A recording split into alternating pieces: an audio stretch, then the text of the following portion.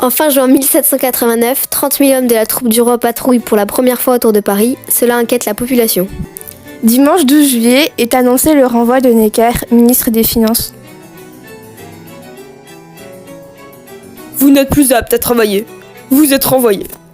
Suite à cela, une aristocrate est fouettée par des patriotes après avoir craché sur le portrait de Necker. Suite à cela, Camille Desmoulins monte sur une table, harangue la foule. Après avoir chassé Necker, les privilégiés vont tout oser. Et, pour cette nuit, ils méritent peut-être un massacre des patriotes. Aux armes! Oui, c'est moi qui appelle mes frères à la liberté!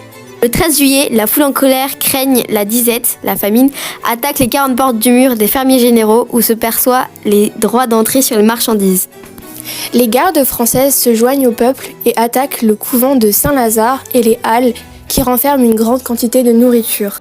Dans l'arsenal où sont entreposées les armes, le peuple est déçu car la poudre a déjà été transportée à la Bastille et les fusils aux invalides. On crie à la trahison. Le matin du 14 juillet, une foule considérable envahit les invalides et distribue les armes. Mais la poudre et les munitions sont restées à la Bastille. Le 14 juillet, à 10h du matin, 3 hommes suivis par la foule viennent parlementer à la grille de la Bastille. Delaunay, le gouverneur de la Bastille, fait entrer les 3 députés de la ville, dont l'avocat Turriot. Entre 12h et 13h, d'autres personnes armées arrivent de pics, de sabres et de haches. Un insurgé s'adresse aux gardes de la Bastille. Vous avez fait feu sur votre patrie, vous méritez d'être pendu et vous le serez sur le champ. Des soldats armés arrivent dans la cour de l'Orme, puis se dirigent à l'embrasure du fort. Aussitôt, la foule veut se précipiter à l'intérieur de la Bastille, mais la garde française les en empêche.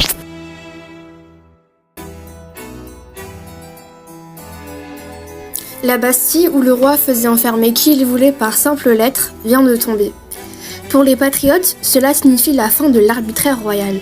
Le roi, prenant peur, retire ses troupes de la capitale et rappelle Necker.